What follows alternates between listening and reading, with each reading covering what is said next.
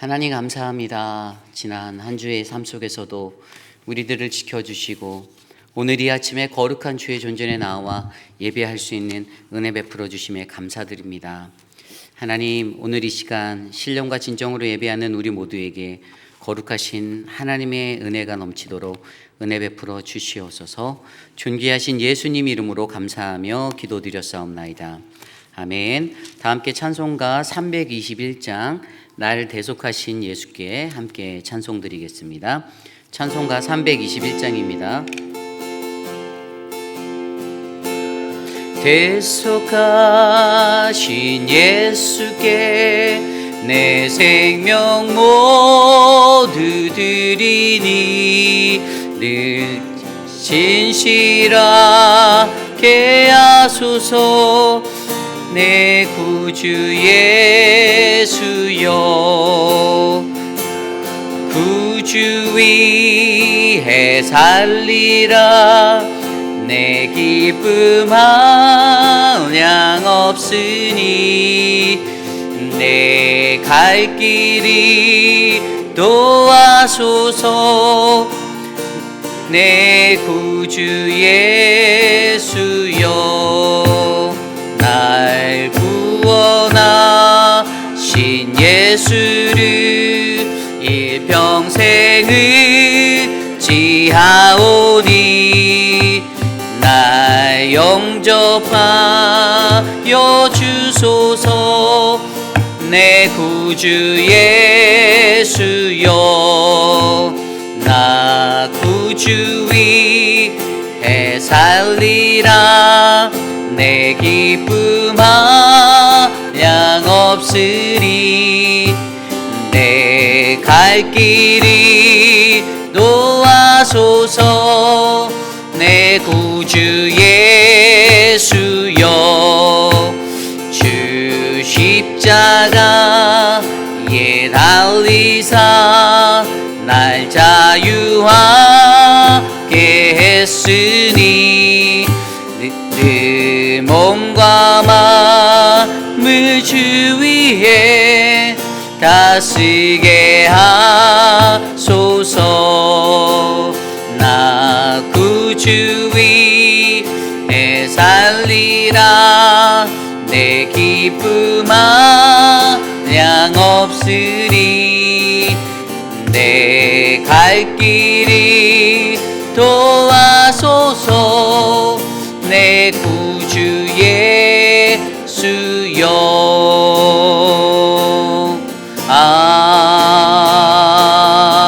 아멘. 우리 이 시간 오늘 드릴 예배를 위해서 함께 기도드립니다.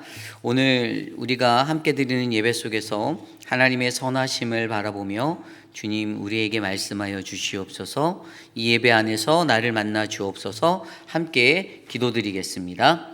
하나님, 오늘 우리의 삶 가운데 우리가 예배할 수 있는 예배자로 서게 하시니 감사합니다. 이 예배를 통하여 우리가 주님을 만날 수 있게 하여 주시고 하나님의 거룩한 음성을 들을 수 있도록 하나님 우리를 도와주시옵소서. 주님, 오늘 이 시간 하나님 우리의 마음 가운데 거룩하신 하나님의 말씀이 하나님 은혜롭게 부어지기를 소망합니다. 주의 말씀을 통하여 내 삶을 점검하며 나를 바라보고 나를 조명하여 거룩하신 하나님의 음성의 그 깊은 은혜를 누리도록 하나님 인도하여 주시옵소서. 사랑의 하나님, 신령과 진정으로 예배하기에 합당한 자로 나를 세워주시고 그 예배 가운데서 하나님의 거룩하심을 하나님 느낄 수 있도록 인도하여 주시옵소서. 주님 도와주시옵소서. 사랑과 은혜가 풍성하신 하나님 감사드립니다. 하나님의 거룩하신 은혜가 우리의 삶 가운데 늘 넘치고 흘러넘치는 주님의 은혜가 되기에 감사드립니다. 하나님, 어떠한 삶보다 세상 속에서 좌로나 우로나 흔들리지 아니하고 오직 하나님의 말씀을 의지하여 살아갈 수 있는 그 믿음을 우리에게 허락하여 주심에 감사드립니다.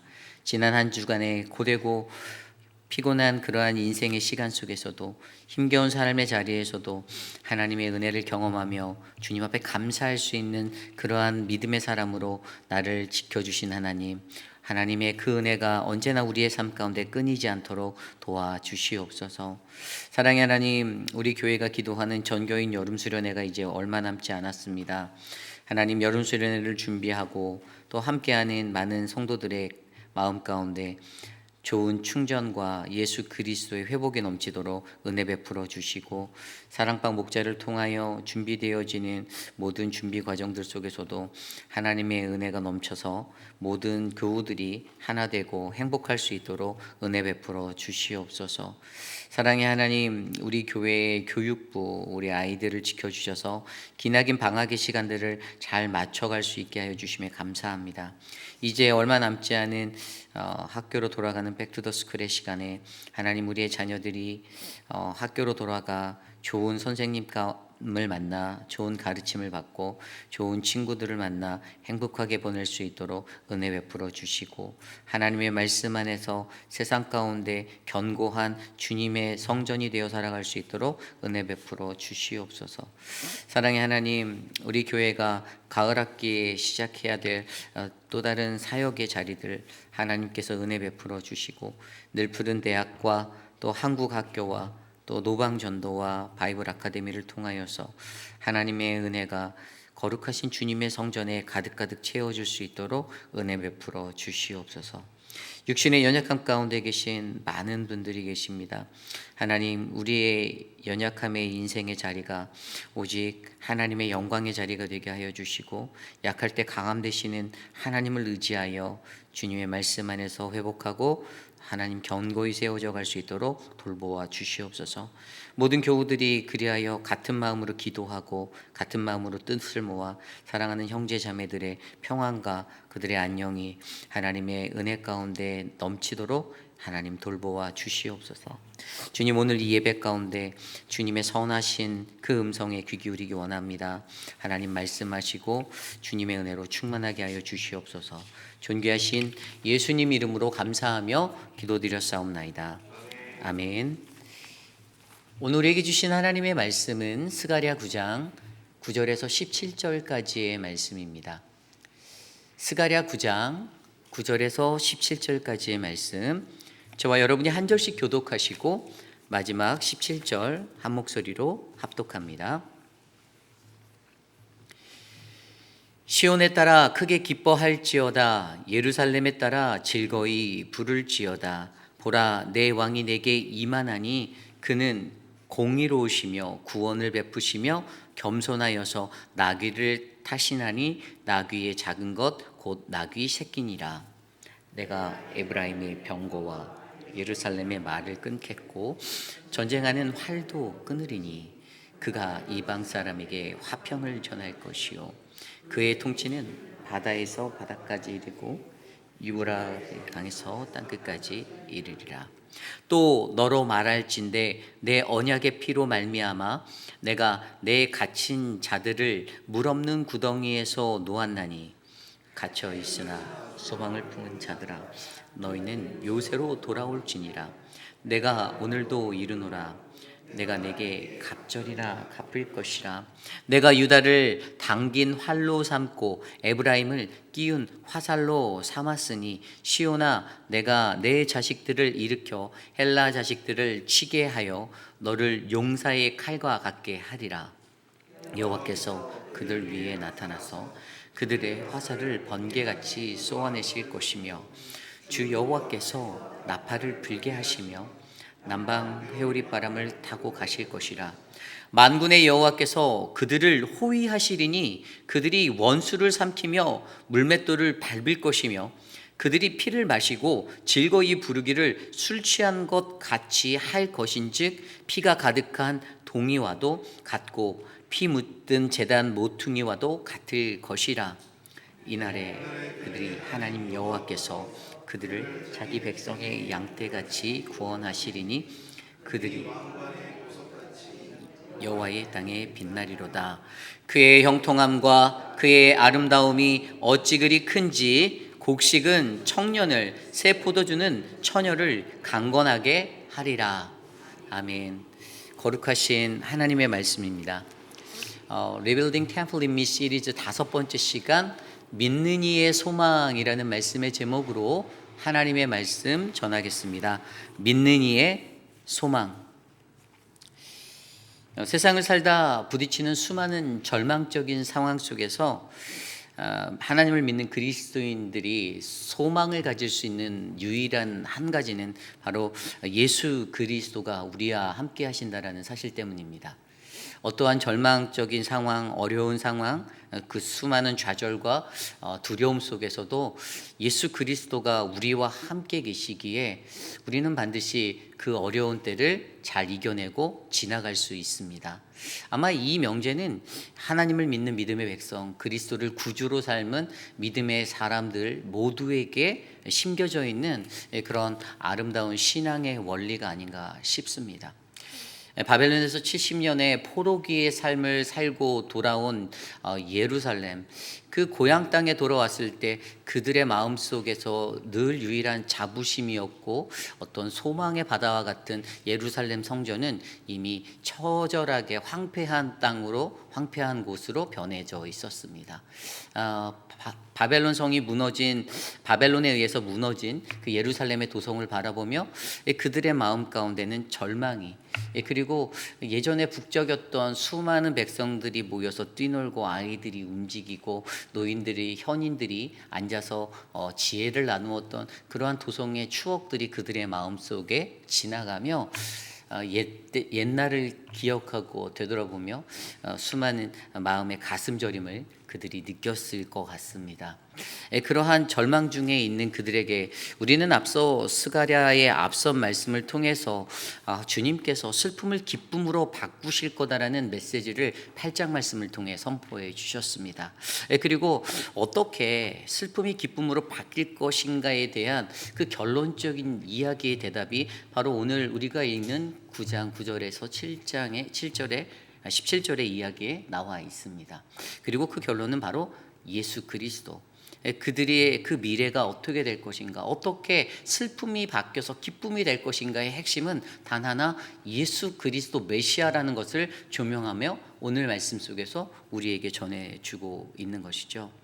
오늘 말씀을 통해서 우리는 이 어둡고 절망적인 마지막 때를 살아가는 우리들이 이 힘겹고 고난스러운 이 시간을 지나갈 수 있는 그 이유, 바로 우리와 함께 하시는 메시아 예수 그리스도, 그분이 다시 오실 거라는 이 소망의 음성을 저와 여러분들이 하나님의 말씀을 통해 듣고 마음속에 새기는 거룩하고 복된 시간 되시기를 간절히 축복합니다. 우리의 삶 가운데 우리가 믿는 이가 소망을 가질 수 있는 이유, 첫 번째 말씀은요, 예수 그리스도가 메시아로 오실 것이 바로 우리의 소망이기 때문입니다. 예수 그리스도가 메시아로 오실 것이 바로 우리의 소망이기 때문입니다. 오늘 말씀 9절 말씀은 이렇게 시작합니다. 시온에 따라 크게 기뻐할지어다, 예루살렘에 따라 즐거이 부를지어다. 보라, 내 왕이 내게 임하시나니 그는 공의로우시며 구원을 베푸시며 겸손하여서 나귀를 타시나니 나귀의 작은 것 곧 나귀 새끼니라. 아멘. 여러분, 믿는 이에게 예수 그리스도의 오심은 언제나 저와 여러분 우리 모두의 소망이 됩니다. 믿으십니까? 그리고 그것에 관한 가장 강력한 이유는 메시아, 바로 왕이라 불리는 그분이 우리의 안에 계시기 때문이죠. 여러분, 이 메시아라는 단어에 대해서 우리가 한번 먼저 생각해 봐야 하는데, 메시아라는 단어는 헬라어로는 기름 부음 받은 자라는 의미를 가지고 있습니다. 히브리어로는 기름 부음 받은 자, 헬라어로는 그리스도라는 의미를 가지고 있어요. 이 히브리인들이 가지고 있었던 생각 중에 이 왕이 될 때 왕에게 기름을 부어서 왕의 자리에 그 임명을 하는 것들을 바라보며 기름 부음 받은 자, 그래서 헬라어로 번역된 신약 성경에서는 그것이 바로 크리스토스라고 표현되어져서 나아가는 것이죠. 그런데 여러분, 메시아라는 것은 결국에 왕이에요. 왕. 그런데 이 메시아에 관한 개념이 우리가 어제 서재원 목사님이 전해주신 말씀을 통해서 9장 전반부의 말씀을 통해서 우리가 느꼈지만, 이 메시아에 관한 관념이 사람마다 다 다르게 적용될 수 있다는 것입니다. 그리고 그것은 또 다른 기대, 내가 기대하는 것들, 그것에 미치지 못하는 상황들에 서게 만들 때가 있었다는 거죠. 이 메시아를 기다리던 유대인들의 삶의 모습이 그랬어요. 그들이 메시아를 기다렸습니다. 기름 부음 받은 자로서의 왕을 기다렸어요. 그리고 그를 그리스도라고 표현해서 그리스도를 기다리는 사람들로 살았는데, 예수 그리스도가 활동했던 그 신약 시대 당시에 메시아를 기다리면서도 그를 보고 메시아라고 인정했던 사람이 그다지 전부 다 많지 않았다는 거예요. 예수님을 따르는 사람들도 있었지만 반면에 유대인으로서 예수님을 핍박했던 사람, 예수님을 십자가로 몰았던 사람들도 있었다는 것입니다. 왜죠? 그들이 기다리는 메시아에 대한 관념이 자신의 생각, 기대와 달랐기 때문이죠. 여러분, 거기서 우리가 여기서 생각해 봐야 할 중요한 것은요, 우리가 어떠한 메시아를 기다리고 살아가는가. 물론 오늘 말씀에 지나서 이미 예수님의 초림이 있었던 그 예수님 시대 때, 예수님의 십자가의 그 시대 때, 예수님의 초림의 때는 지나고 이 시대를 살아가는 저와 여러분들은 예수님이 다시 오실 예수 그리스도 메시아 재림의 주를 기다리는 이 시대를 우리는 살고 있는데, 과연 우리가 이 땅을 살아가며 우리는 어떤 메시아를 우리가 기다리며 살아가고 있는가? 메시아를 향했던 그들이 갖고 있었던 그 다른 시각들을 좀 점검해 보며 내가 기다리는 메시아는 어떠한 분인지를 정립하는 그러한 생각이 우리 안에 필요하다는 것입니다. 말씀에서 보면요, 예수를 따르던 부류의 사람들은 제가 앞서 설명드린 대로 유대인들 그리고 제자들의 모습으로 나뉠 수가 있습니다. 유대인들은 어떻게 기다렸습니까? 오랜 시간 동안에 외세의 억압과 고난 속에서 살았던 그들의 삶의 환경, 로마라는 제국의 그 배경 아래서 그들이 살아갔던 그때의 그 순간들, 그들이 기다렸던 메시아는요, 이 로마 제국을 전복시키고 다윗의 영광을 회복할, 유대인으로서 자기들의 마음에 가장 깊이 있게 남아있는 다윗 왕조의 그 찬란한 영광을 다시 회복하고자 하는, 선지자들이 말씀을 통해서 메시지를 던져주었던 그 다윗의 영광을 회복할 수 있는 메시아를 그들은 기다렸습니다. 반면에 사회적 약자였던 예수님을 추종했던 그 사람들은요, 이 로마 제국의 핍박 속에서 그들의 삶의 자리가 가난하고 어렵고 빈곤하고 힘들어서 그들의 삶의 풍요와 평화와 또 다른 번성의 은혜가 바로 메시아가 임할 때 우리에게 올 거라고 그들이 믿는데, 그 메시아는, 예수 그리스도는 로마라는 제국을 전복시키고 그리고 그들의 삶을 새롭게 뒤바꿀 수 있는 어떤 그러한 혁명적인 혁명가로서의 그러한 모습을 그들은, 제자들과 그를 따르는 수많은 그리스도인들, 그 추종자들은 그것을 바라보게 되었지요. 어쨌든 중요한 것은 그때 그 당시 예수님의 등장, 예수님이 등장하였던 그 시대적인 상황 속에서 예수의 등장은 매우 센세이션한, 아주 신선한 그들의 충격적인 그러한 삶의 현장이었습니다. 그런데 그들이 생각했던 기대와 예수님의 모습이 어땠을까요? 달랐어요.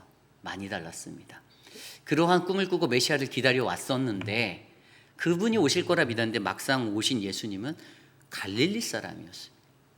갈릴리에서 어찌 그리 선한 것이 나올 수 있겠는가라는 말씀에서 우리가 알아볼 수 있듯이, 그들이 갖고 있던 선입견과 그런 것들이 저 사람이 메시아가 아닐 것이야라는 단서로 작용되게 되어서 유대인들의 마음속엔 예수를 부인하게 되는 그러한 일들이 일어나게 되었던 것입니다. 그리고 그뿐입니까? 그가 했던 그 사역들을 들여다보니, 아니 그들이 경험하였던 마카비 왕조 같은 그런 어떤 봉기를 일으켰던, 그래서 예루살렘을 다시 한번 회복했었던 잠깐의 그 영광의 그 시간들의 기억이, 역사의 기록이 그들에 있어서 예수도 어떤 혁명가로서 로마 제국과 맞서서 싸울 군대를 모집하고 어떤 무력을 키우고 힘을 기를 수 있는 그런 사람일 거라는 그런 가치관을 가지고 기다렸는데, 초라한 모습으로 나타난 예수, 그는 이 동네 저 동네 돌아다니며 병든 자를 고치고 이상한 기적을 일으킨다라고 하고 죽은 자를 살려낸다라고 하는 그러한 모습으로만 이 동네 저 동네를 떠돌아다니는 그 모습으로 나타나니, 너무나도 이게 그들의 삶 속에서는 자신이 기대했던 모습에 전혀 닿지 못하는, 아니 어떻게 이 사람이 메시아야? 아닐 거야. 아니 우리가 기다렸던 메시아가 이런 모습이야?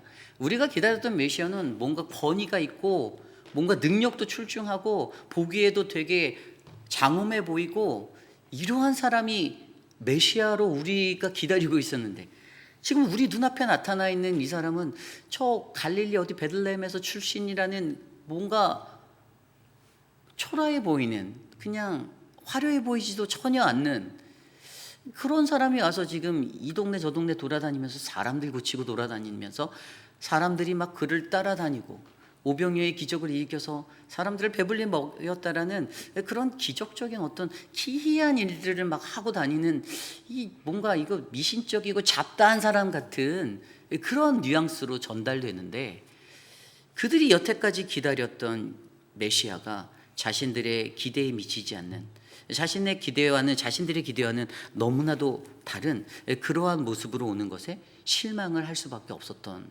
것이었죠. 왜 그랬습니까? 그들이 기다리던 메시아에 관한, 어떤 메시아를 기다리는가, 그들이 기다렸던 그 기대치의 메시아의 모습이 눈앞에 보여진 예수 그리스도의 모습과는 너무나도 상이하게 다른 모습으로 살고 있었기 때문이다라는 것이죠. 여러분, 이러한 것들이 어떠한 충격이 있었나요? 성경 속에서도요, 세례 요한이 예수 그리스도의 그분의 앞길을 예비하러 온 자였으면서도 그 스스로 자체도, 세례 요한도 마태복음 11장에 보면 그것들을 의심하였어요.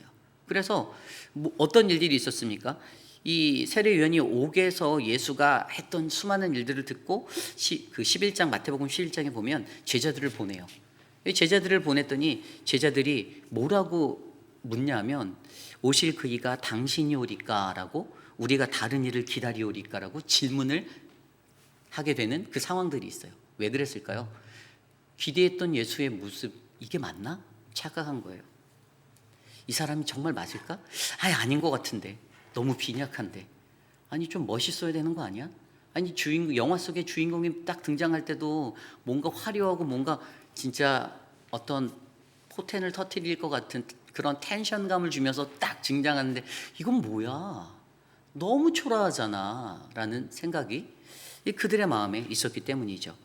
그래서 여러분, 마태복음 11장에서도 오실 그 이가 당신이 오리까? 우리가 다른 일을 기다리오리까라는 이 세례 요한의 이 궁금증이 담겼던 이 질문이 그렇게 예수님께 전달될 때, 사람들은요, 우리의 기대와 무언가 다를 때 실망하잖아요. 그렇지 않습니까? 예를 들어서 교회가 담임 목사를 뽑더라도 새로 뽑힐 담임 목사에 대해서 기도해요. 우리 교회 앞으로 와서 어떤 젊고 유능한 능력 있는 주의 종이 와서 이 교회를, 그런데 뭔가 초라해 보이고 뭔가 아닌 것 같은데 라는 느낌이 들 때 어떻게 되죠? 인간들은 실망해요. 아니 젊은 사람이 와서 기대했는데 무언가 기대했던 치가 또 이루어지지 않는 것 같아. 실망합니다. 아니 더 훌륭한 인격을 가져야 되는 것 같고 더 무언가 짠하는 그러한 것을 가지고 나타나야 할 것 같은데 실망합니다. 이게 사람들의 마음이에요. 똑같았어요. 메시아를 기다리던 그들이 실망했어요. 이분 세례 요한도 실망했어요. 의심했어요. 맞을까? 저 사람이 정말 우리가 기다리는 메시아, 그 사람이 맞습니까? 그들이 기대와 다르게 느껴질 때, 인간이 가지는 이 충돌되어지는 감정적인 그러한 모순들, 그런데 그때 이것에 대한 대답을 어떻게 말씀해 주십니까? 예수님이 마태복음 11장 뒤에 보면 이것에 대해서 너희가 가서 듣고 보는 것을 요한에게 알리라.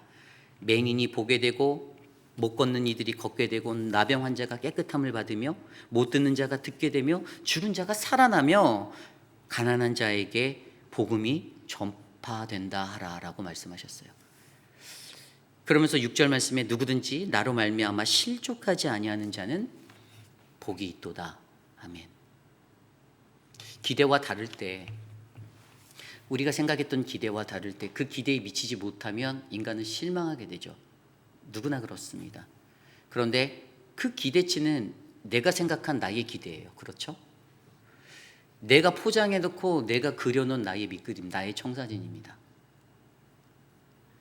그런데 그 기대가, 메시아를 향해서 사람들이 가졌던 기대가, 유대인들이 가졌던 기대가 틀렸다라는 거예요. 예수님이 그들에게 말씀하신 것처럼 맹인을 보게 하고 절름발이가 걷지 못했던 자들이 일어나서 걷게 되는 역사, 나병 환자가 깨끗해지는 그 수많은 역사, 그런 죽은 자가 살아나는 거, 못 듣는 자가 듣게 되는 거, 뭐라고요? 그게 바로 복음이 된다라고, 가난한 자들에게 복음이 전파되는 것이다라고 말씀하였어요. 메시아가 원래 해야 되는 가장 핵심적인 역할은 복음이라는 거예요. 복음 전하는 거. 그것을 위해서 내가 왔는데, 그런데 너희들이 나의 외적인 모습에, 외형적인 것에 이것이 너희들의 기대에 미치지 못해서 너희가 실족하고 너희가 넘어지고 너희가 좌절하고, 이것은 뭐라고요? 너희 스스로가 너희의 복을 걷어차는 복 없는 사람의 전형적인 모습이다라고 이야기하는 거예요. 그것을 통해서 우리는 오늘 이 시대에 나는 하나님의 백성 그리스도인이다 말하면서 나는 어떤 메시아를 기다리고 있는가? 내가 그리고 있는 메시아는, 내가 기다리는 예수 그리스도 다시 오실 주님은 어떤 주님입니까? 이것들을 상기시켜주고 생각해보게 만드는 이야기죠. 오늘 말씀 속에서 시온에 따라 크게 기뻐해라, 예루살렘아 즐거이 부르라. 왜? 그분이 오실 거기 때문이다라고 설명하고 있어요. 내 왕이 내게 임할 것이다. 임하시나니. 왕이 오신대요. 그들이 기뻐해하고 그들이 즐거워해하는 것은 내가 절망 중인 거, 내가 환난 같은 너무나도 좌절투성의 앞이 캄캄한 상황을 내가 서 있는다 할지라도 내가 기뻐하고 내가 즐거이 부를 수 있는 이유는 왕이 오실 것이다. 아멘. 메시아 예수 그리스도, 우리가 기다리는 그분이 우리에게 오실 것이다. 이 메시지가 있기 때문이다라는 거예요. 암담하지, 이 도성을 다시 건축하라라고 선지자들이 계속 외치고 있는데, 포로로 돌아온 너희들에게 외치는데 암담하지. 벽돌 한 장 어떻게 만들지? 어떻게 나르지? 어떻게 이 성을 다시 재건하지? 어떻게 사람의 생명기가 돌아가는 그 옛날 우리의 마음속에 있었던 그 성으로 어떻게 이것을 회복하지? 막막합니다. 힘이 나지 않았을지도 몰라요. 손에 힘이 들어가지 않았을 수도 있을 것 같아요. 일어날 힘이 없었을 수도 있을 것 같아요. 그런데 그때 주시는 메시지는 보라, 왕이 내게 임하신다라는 메시지를 소망의 메시지로 외쳐주고 계시는 거예요. 그러나 이 메시지가 우리의 귓가에 울려 퍼질 때 우리가 정말 들어야 하는 한 가지 메시지는, 나는 과연 오늘 어떤 메시아를 기다리고 있는가? 어떤 메시아를 여러분들 기대하고 계십니까? 여러분들이 기다리는 구원자 예수 그리스도는 어떤 모습으로 여러분들에게 임하길 보세요? 하늘에서 구름 타고 훅 하고 막 날아와서 무슨 비단 옷을 입고선 짠 하고 내리면서, 뭐 드라마에 많이 나오는 가난한 여인, 어떤 정말 가난한 시골의 어떤 너무 가난한 여인이 백마탄 왕자를 기다리는 그런 느낌으로 예수님을 짠 하고 기다리고 계십니까? 물론 예수님이 그렇게 나타나실 수도 있어요. 그렇게 멋진 모습으로 오실 수도 있어요. 그러나 외적으로 보여지는 그러한 기대와 그러한 모습의 것이 아니라 정말 내 영혼, 죽어만 가는 나의 영혼을 구원해 주실 메시아로 우리가 그분을 갈급하게 찾고 기다리면, 여러분, 우리의 기대치가 인간이 만든 포장해서 만들어 놓은 기대치가 아닌 초라해 보이고 연약해 보이는 나귀 타고 오신 그분, 그런 모습으로 오신 그 메시아를 우리가 한눈에 알아보아 우리가 구원받는 하나님의 백성이 될 수 있다는 사실을 저와 여러분들이 기억하셔야 된다는 사실입니다. 여러분, 굉장히 중요한 이야기예요. 우리가 예수 그리스도를 바라보면 예수 그리스도는 한 가지였잖아요. 하나님 나라 복음 전파, 하나님 나라를 전하려. 그런데 사람들이 바라보는 세상의 나라는 달랐던 거예요. 그들이 보는 눈은 권력이 있어야 되고 힘이 있어야 된다는 거예요. 이 로마라는 제국을 전복시키려면 로마보다 더 강력한 힘이 있어야 해. 이것을 초점으로 보았어요. 그런데 그게 정답이 아닌 거예요. 그 힘이 정답이 아니라는 거예요. 세상의 권력, 무력, 그 파워, 돈, 권세, 이게 답이 아니라는 거예요. 예수님이 돈이 어디 있어요? 예수님이 저기 5천 명이 모였을 때도 먹을 게 없으니까 애들 거 그 도시락 뺏었잖아요. 뺏진 않았죠. 여러분, 예수님이 돈이 어디 있어요? 그냥 하나님의 은혜로. 세상의 권력은 그것을 말하지만 그가 전한 하나님의 나라, 그곳은 바로 그러한 원리로 돌아가는, 예수님께서 가르친 나라는 그런 원리가 아니었죠. 오히려 예수님이 가르친 하나님 나라는 무엇이었습니까? 예수 그리스도 자신이 순환을 받고 고난을 받고 십자가를 짊어졌을 때, 그곳에서 피 흘리셨을 때, 그것을 통한 하나님의 나라가 회복되고 세워진다라는 진리를 우리에게 선포해 주셨죠. 여러분, 결국에 유대인들은 이러한 예수 그리스도의 하나님 나라의 전파에 당혹하게 하였습니다. 이게 뭐야? 이게 아닌데. 우리가 꿈꾸고 내가 기다렸던 하나님 나라 이게 아닌데, 내가 기다렸던 메시아가 이런 모습이 아닌데, 이거 아니잖아. 아니 로마 제국보다 훨씬 더 강한 제국의 병력을 모으고 힘을 모으고 전법을 써서 이 나라를 멸망시킬 메시아 아니었어? 나의 가난함이 하루아침에 풍요함으로 뒤바뀔 수 있는 어떤 그러한 거 아니었어? 그들이 보았던 하나님 나라 방향성이 달랐던 거예요. 그래서 오늘 우리에게 던져져야 할 가장 중요한 질문은 오늘 내가 어떤 메시아를 기다리는가, 내가 어떤 하나님 나라를 바라보는가에 관한 초점이죠. 여러분, 저는 저와 여러분들에게 건강한 하나님의 나라, 하나님의 말씀 안에서 주어지는 그 하나님의 나라가 우리의 기대치로 뿌리내려지기를 소망합니다. 굉장히 중요해요. 그럼 그 하나님 나라가 어떠한 모습인가? 그 메시아가 어떤 모습인가? 1절 말씀에서 내 왕이 내게 임하시나니 그는 공의롭다라고 말씀하세요. 세 가지를 말하는데 공의롭대요. 여러분, 공의가 무엇입니까? 통치자, 리더들에게 요구되어지는 굉장히 큰 덕목 중에 하나가 공의라는 거예요.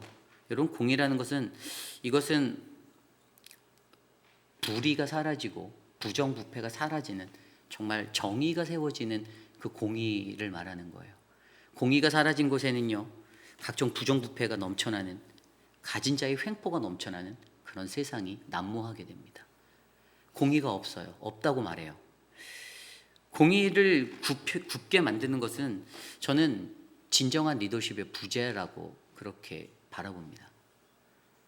여러분, 진정한 리더십은요, 물론 많은 사람들을 잘 통치하고 다스리고 그들의 마음을 흡족하게 적셔주면 좋죠.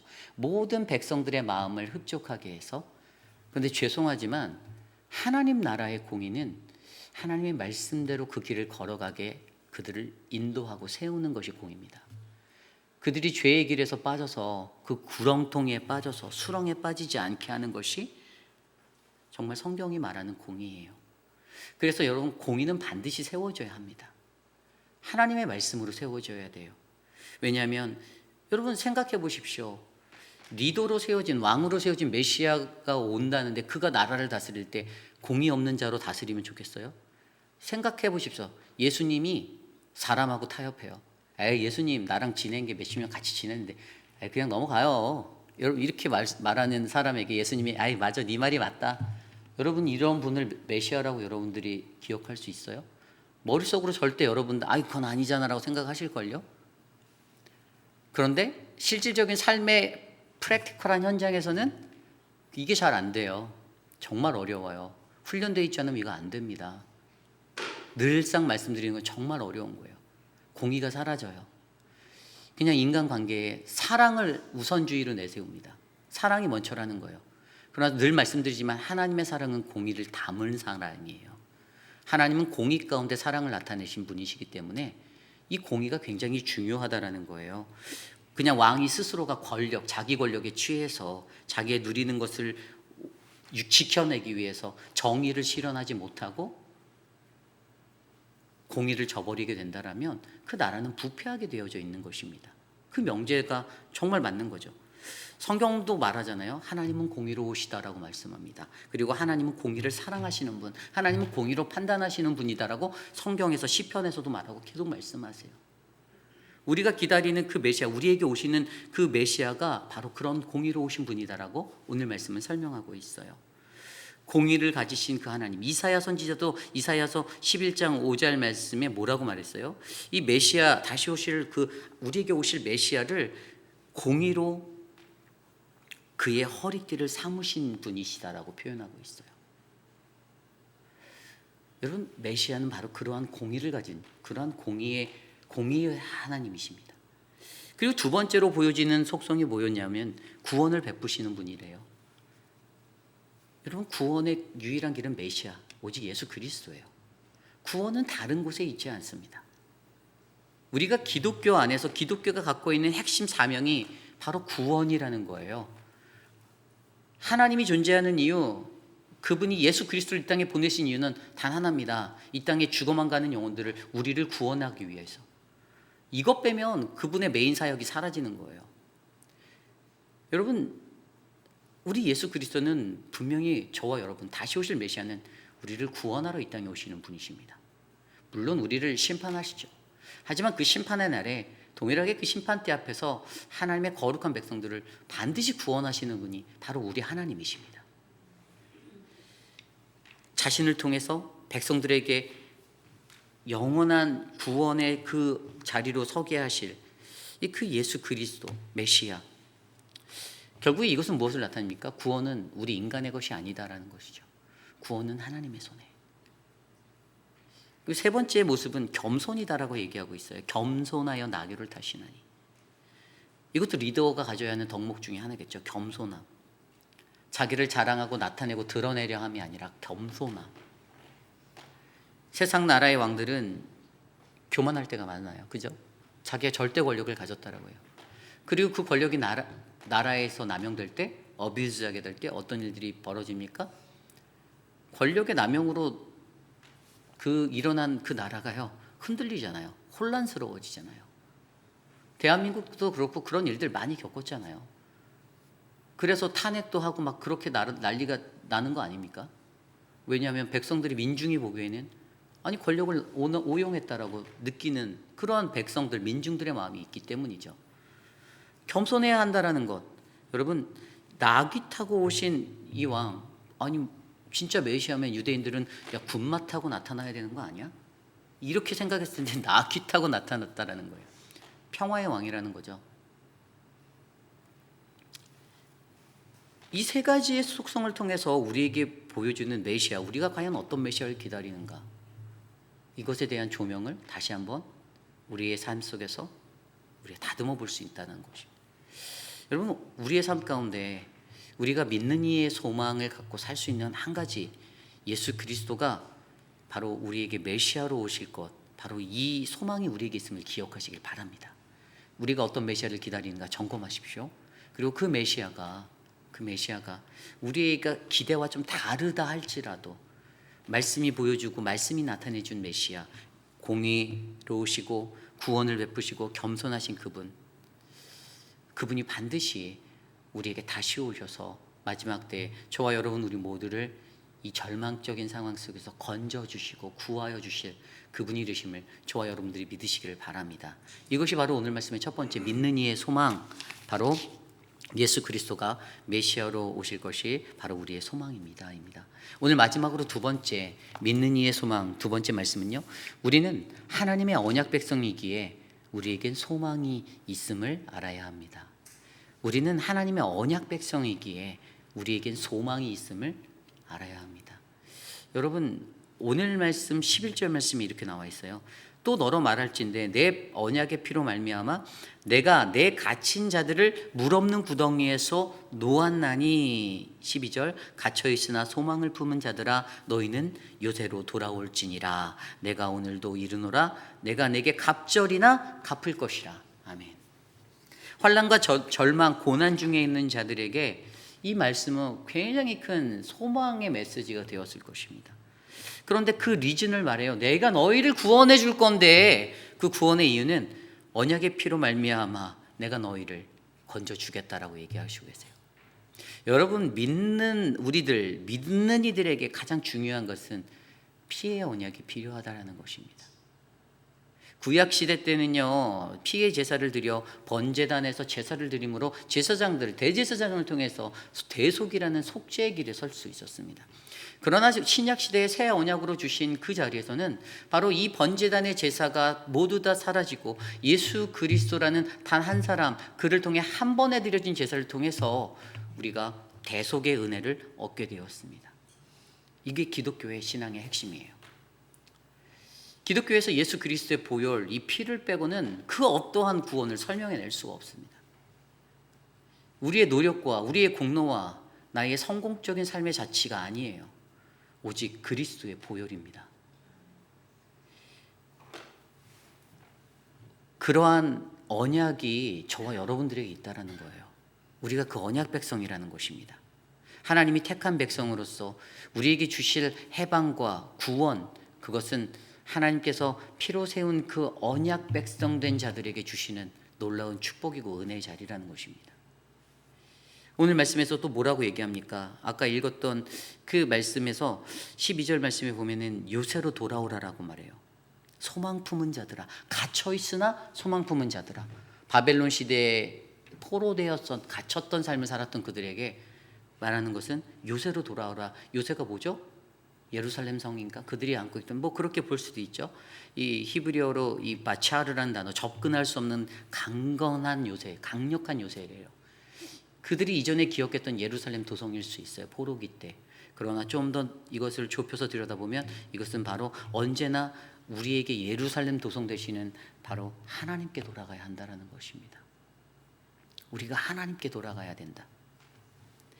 언약 백성이기에 우리의 돌아갈 곳은, 유일한 우리의 고향은 하나님 한 분입니다. 우리가 포로기의 시간을 보내고 방탕기에 방랑한 시간을 보냈어도 우리가 결국 마침내 돌아가야 할 끝자리의 마침내 데스티네이션은 바로 주님이에요. 이 부분을 강조해 주는 거예요. 언약 백성이 서야 하는, 돌아가야 할 그 본향, 우리가 하나님께로 돌아가는 그 자리를 저와 여러분들이 잊지 마시기를 바랍니다. 그럴 때 그때 어떤 일들이 일어난다고 합니까? 그 뒤에 말씀에 보면 13절 14절에 내가 유다를 단긴 활로 삼고 에브라임을 끼운 화살로 삼았다. 시온아, 내가 내 자식들을 이렇게 헬라 자식들을 치게 하며 너를 용사의 칼과 같게 하리라. 14절 여호와께서 그들 위에 나타나셔서 그들의 화살을 번개같이 쏘아내실 것이며 주 여호와께서 나팔을 불게 하시고 남방 회오리를 타고 가실 것이라. 15절 만군의 여호와께서 그들을 호위하시리니 그들이 원수를 삼키며 물맷돌을 밟을 것이며 그들이 피를 마시고 즐거이 부르기를 술 취한 것 같이 할 것인즉 피가 가득한 동이와 같고 피 묻은 제당 무퉁이와도 같을 것이라. 아멘. 뭐라고 말씀하셨어요? 13절의 말씀대로 유다를 활로 삼고 그리고 화살로 삼겠다라고 말씀하십니다. 이스라엘을 활과 화살로 삼아서 승리케 하실 것이다 라고 말씀하세요. 그런데 더 핵심적인 것은 무엇이죠? 이 싸움을 누가 합니까?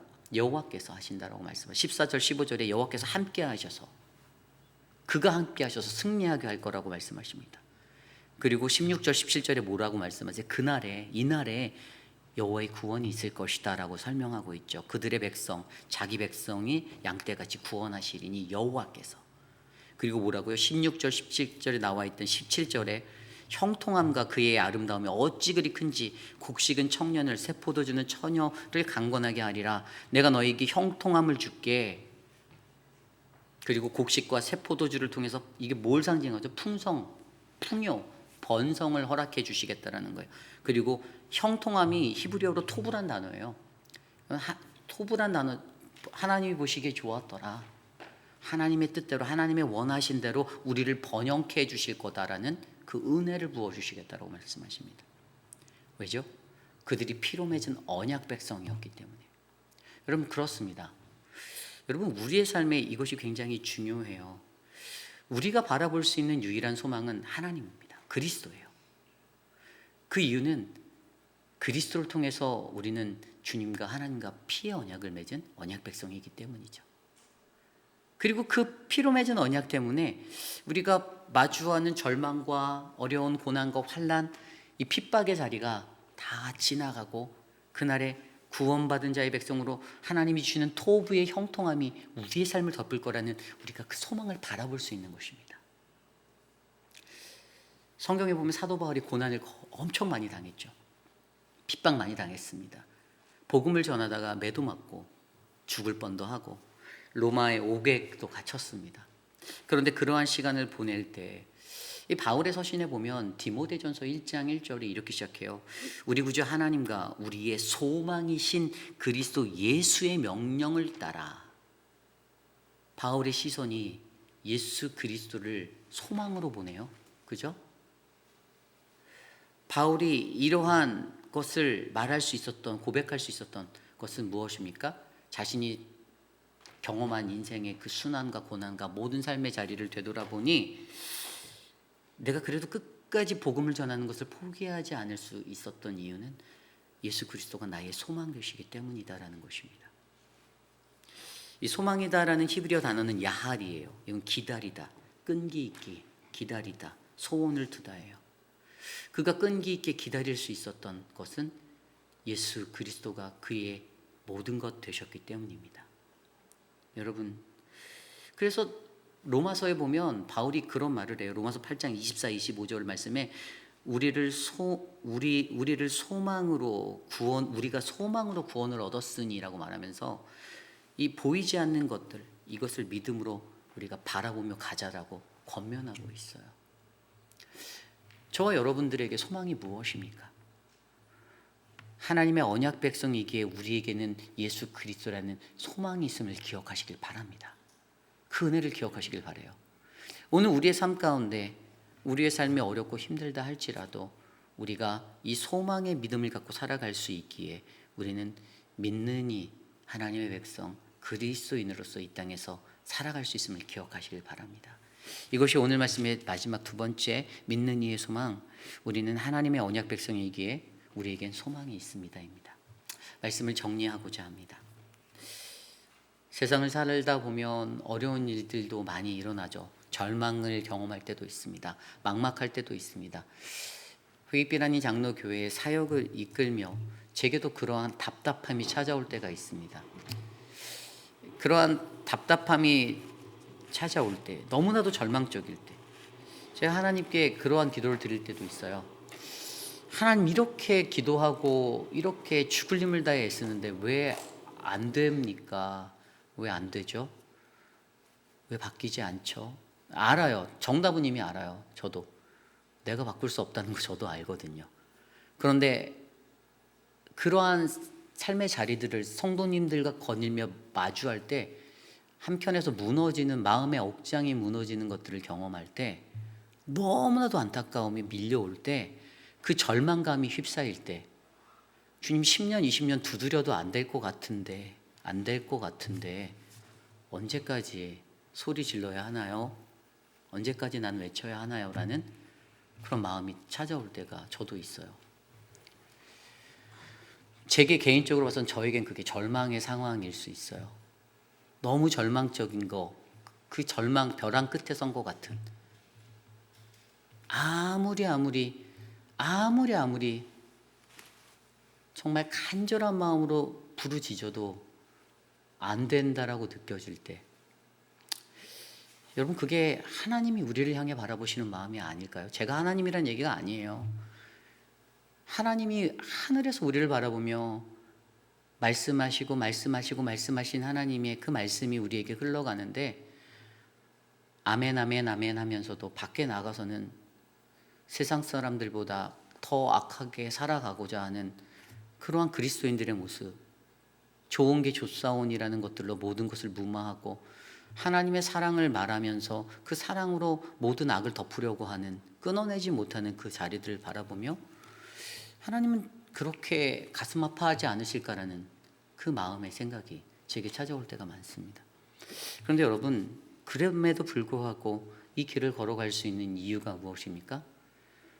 저에게는 예수 그리스도가 그럼에도 불구하고 저의 소망이 되시기 때문이에요. 여러분들의 인생에도 예수 그리스도, 그분이 여러분들의 소망이기 때문에 여러분들이 이 길을 걸어가야만 하는 이유가 되는 것입니다.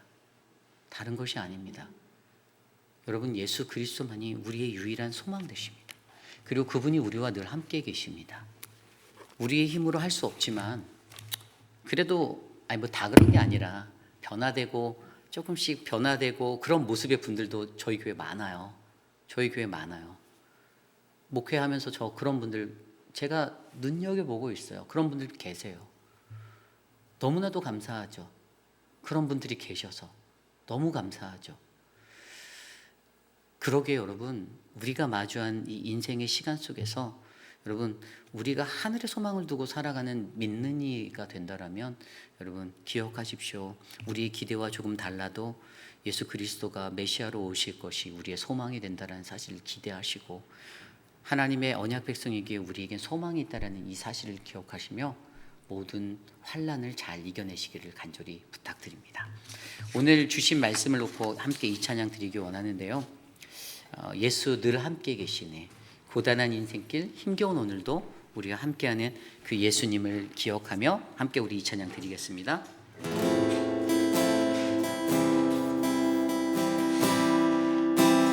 고단한 인생길, 힘겨운 오늘도 예수 내 마음 아시네. 지나간 아픔도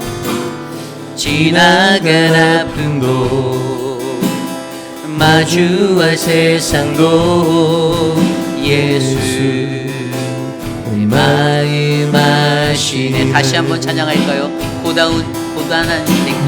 고단한 인생길 힘겨운 오늘도 예수 내 마음 아시네.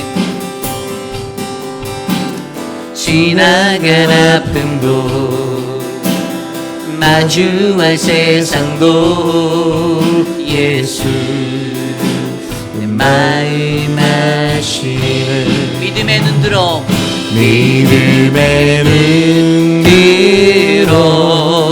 주를 보리. 이 또한 지나가리라. 주어진 내 삶의 시간 속에 주의 뜻 알게 하소서. 하루를 살아도 기쁨으로 가리.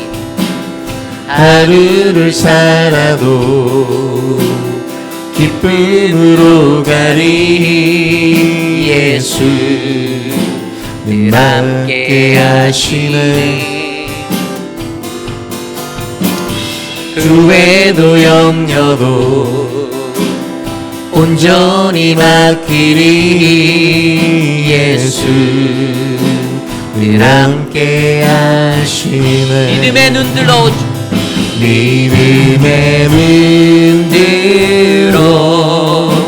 주를 보리. 이 또한 지나가리라. 주어진 내 삶의 시간 속에 주의 뜻 알게 하소서. 믿음의 눈 들어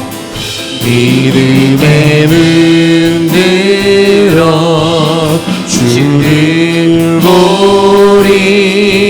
이 또한 지나가리라. 주어진 내 삶의 시간 속에 주의 뜻 알게 하소서. 오늘 주신 말씀을 놓고 먼저 기도하겠습니다.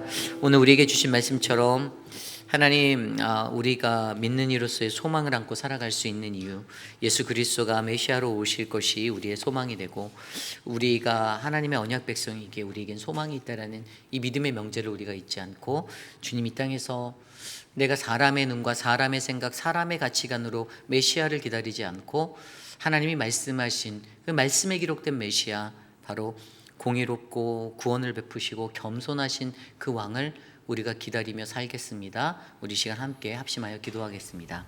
하나님, 오늘 우리에게 주신 말씀 가운데 하나님이 주시는 그 은혜가 우리의 삶을 덮기를 원합니다.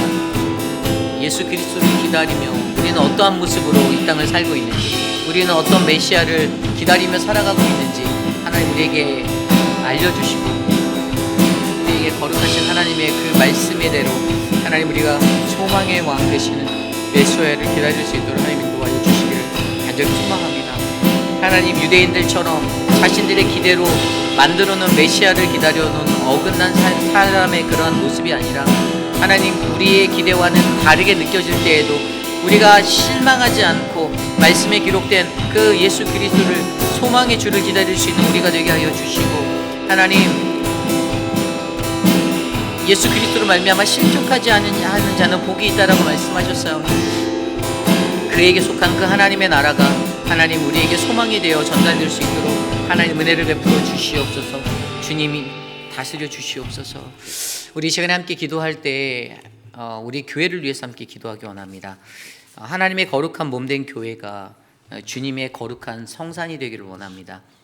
하나님의 말씀을 바르게 듣고 바르게 나누고 바르게 선포되어지고, 그리고 그 말씀이 모든 성도들에게 삶의 믿음의 원리가 되어서 그들의 삶이 변화되고 삶이 하나님께 맞춰지는 거룩한 인생으로 우리 교회가 거듭날 수 있도록 이것을 위해서 기도해 주시기를 바랍니다. 그냥 세상적으로 풍습을 따라가고 관습을 따라가고 세상의 트렌드를 따라가는 교회가 아니라 정말 하나님이 세우고자 하는 그 교회에 하나님 거룩한 성산을 이곳에 지어 주시옵소서. 거룩한 리더십들을 허락하여 주시고 지도자들을 주시고 하나님 그들과 함께 순종함으로 하나님 말씀 앞에 서도록 우리를 다스려 달라고 이 시간 우리 교회를 위해서 기도하겠습니다. 하나님 감사합니다. 우리 회의비라니 장로교회 거룩한 하나님의 믿음의 은혜가 넘쳐나기를 소망합니다.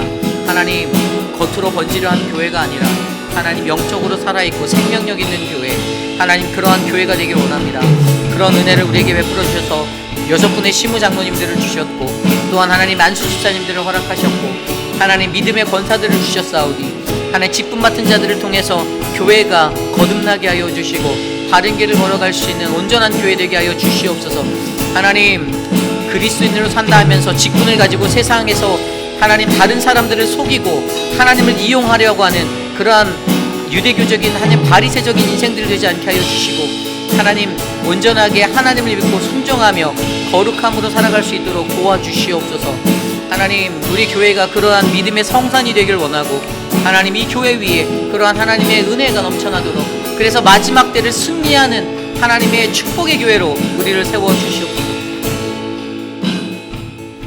우리 이 시간 기도할 때 우리 교회 여름 수련을 위해서 기도하겠습니다. 마지막 주에 있을 또 주일 예배를 우리가 그곳에서 드리게 될 터인데 정말 교회가 작년부터 해서 이 사역을 정말 열심히 준비하고 또 기도하고 그렇게 가고 있습니다. 교우들이 함께 하는 기회가 많지 않아요. 물론 주일날 얼굴은 보지만 그냥 얼굴만 보고 아는 사람들끼리 얘기하다 떠나가고 모르는 사람들도 많고 잘 얘기 한번 나눠보지 못한 분들도 많고 목사님 저도 마찬가지예요. 저와 얘기 못 나눠보신 분들도 많이 있어요. 근데 하나님이 우리 교회에 그런 일들을 할 수 있는 은혜를 주셨잖아요. 감사했으면 좋겠습니다. 기회 주셔서 감사하고 어떻게 하면 같이 갈까? 어떻게 하면 동참할까? 그러니까 어떻게 하면 안 갈까를 고민하는 백성이 아니라 어떻게 하면 조금 힘들지만 여건은 어렵지만 어떻게 하면 같이 갈까? 이번에 하나님의 은혜가 우리에게 있기를 원합니다. 정말 좋은 시간 되길 원해요. 마음껏 찬양하고 좀 새로운 장소에서 리프레시하며 아름다운 자연 속에서 그런 가족이 함께 시간을 보내며 이것을 위해 준비하는 우리 김춘호 장로님과 모든 실행위원들 하나님의 은혜로 도와달라고 또 우리 목회자들 가면 또 이제 무대 설치하고 다 해야 돼요. 여러분 그런 거 저희가 다 하는 거예요. 교육자들이. 여러분들 그런 일들을 감당하는 목회자들 기억해 달라고는 안 하겠지만 여러분들 이렇게 수고하는 이유는 하나입니다. 교회가 행복해지려고. 저희 그거밖에 없습니다. 어떻게 하면 여러분들 즐겁게 해드릴 수 있을까, 행복하게 해드릴 수 있을까 고민해요. 그 수련회가 될 수 있도록 기도해 주시길 바랍니다. 이 시간 이것을 위해 기도하겠습니다. 하나님 감사합니다. 우리 교회에 여름 수련회를 주셔서 감사합니다. 예수로 충전 하나님 홈커뮤니의 시간을 통하여서 볼스보로 한인 장로교회와 함께하는 그 시간 우리 교회가 정말 행복한 시간 될 수 있도록 만들어 주시고 사랑하는 성도들이 한 분이라도 더 참석하여서 은혜를 나누고 행복을 누릴 수 있도록 하나님 도와주시옵소서. 하나님 사랑방별 발표회와 또 레크레이션 또 모든 예배의 시간마다 우리 표금 목사님의 말씀의 선포와 또 우리 최혁진 목사님의 말씀의 선포 그리고 저를 통해 주시는 그 은혜의 선포의 시간을 통해 오직 하나님의 영광이 드러나게 하여 주시고 하나님 우리 교회가 더욱더 하나 될 수 있는 아름다운 기회로 삼아 주시옵소서. 이를 위해 수고하는 실행위원단 김춘호 장로님에게 힘을 주시옵소서. 주님 다스려 주시옵소서. 이 시간 우리 교회 육신의 연약함 가운데 계신 분들을 위해서 기도합니다. 육신의 연약함 가운데 계신 많은 분들이 계십니다. 한 사람 한 사람 기억하여 주시고 저들이 회복될 수 있도록 우리가 이 시간 함께 기도의 힘을 모으도록 하겠습니다. 기도합니다. 하나님 육신의 연약함 가운데 계신 분들을 위하여 기도합니다. 사랑하는 분들을 돌보아 주십시오. 박문자 집사님과 하나님 한영수 집사님 그리고 우리 장양란 집사님의 어지러움증을 해결해 주시고, 또 우리 눈 수술을 하시고 다음 수술을 기다리는 최영아 집사님의 눈의 모든 것들을 만져주시고 하나님 힘을 주시옵소서. 회복의 시간 속에서도 하나님께 나와 기도하고 예배하는 하나님 그 마음을 기뻐 받아주시고 은혜로 하나님 채워주시옵소서. 사랑하는 많은 분들, 혈압과 당뇨로 고생하시는 많은 분들, 하나님 육신의 연약함 가운데 서신 거동이 불편하신 어르신들, 치매 것들로 고생하시는 우리 어르신들 하나님 만져주시기를 원합니다. 일평생을 살며 저들의 삶 가운데 하나님께 예배하고 참된 예배자로 거듭날 수 있는 기회를 주시고 하나님을 끝까지 예배하는 인생 될 수 있도록 하나님 축복하여 주시고 붙잡아 주시옵소서. 돌보아 주시옵소서. 우리 시간 마지막으로 기도할 때 내일 드려질 예배를 위하여 기도합니다. 내일 드려질 예배 속에서 스가랴 10장의 말씀으로 우리가 나아갈 때에 우리 교회가 하나님의 거룩한 새 성전을 우리 안에, 보이지 아니하는 성전을 우리 안에 지어갈 수 있는 교회가 되게 하여 주시고 성도가 되게 하여 주시옵소서. 말씀의 능력이 있고 말씀을 전파할 믿음의 프리처들에게 하나님의 영권을 허락하셔서 성령의 메시지 우리에게 나눠주시옵소서. 말씀을 듣는 우리들이 주님의 말씀 앞에 바른 마음으로 온전하게 나와 깨끗한 마음으로 말씀을 듣고 깨끗한 말씀 안에 새롭게 될 수 있도록 하나님 도와달라고 예배를 준비하는 모든 예배위원들과 찬양팀과 성가대 그 모든 이들에게 하나님의 축복이 넘치게 해달라고 내일의 예배를 위해서 함께 기도하고 제가 기도한 후에 축도로 예배 마치겠습니다. 기도합니다. 하나님 도와주십시오. 우리 예배 가운데 함께 해주십시오. 내일 주일 예배를 하나님께서 만져주시고 하나님께서 다스려 주셔서 통치하여 주셔서 우리의 예배가 하나님의 거룩한 아름다운 복된 예배가 될 수 있도록 은혜를 베풀어 주시옵소서. 하나님 오늘 이 시간 우리가 함께 기도함은 내일의 예배 가운데 부어주실 성령 하나님의 은혜를 기대하며 나아갑니다. 하나님 우리의 기도가 하늘에 상달되게 하여 주시고 이 예배 우리 아이들의 예배 모든 KM의 예배가 하나님의 축복의 예배가 될 수 있도록 은혜를 베풀어 주시옵소서. 예배를 준비하는 성가대와 찬양팀 하나님 안내위원 미디어팀 모든 이들에게 하나님의 은혜를 베풀어 주시고 또한 하나님 예배에 참여하는 회중들이 하나님의 앞에 마음의 문을 열고 나아가 주님의 말씀 안에서 하나님을 만날 수 있도록 역사하여 주시옵소서. 성령 하나님 우리 안에 은혜를 베풀어 주시옵소서. 인도하여 주시옵소서.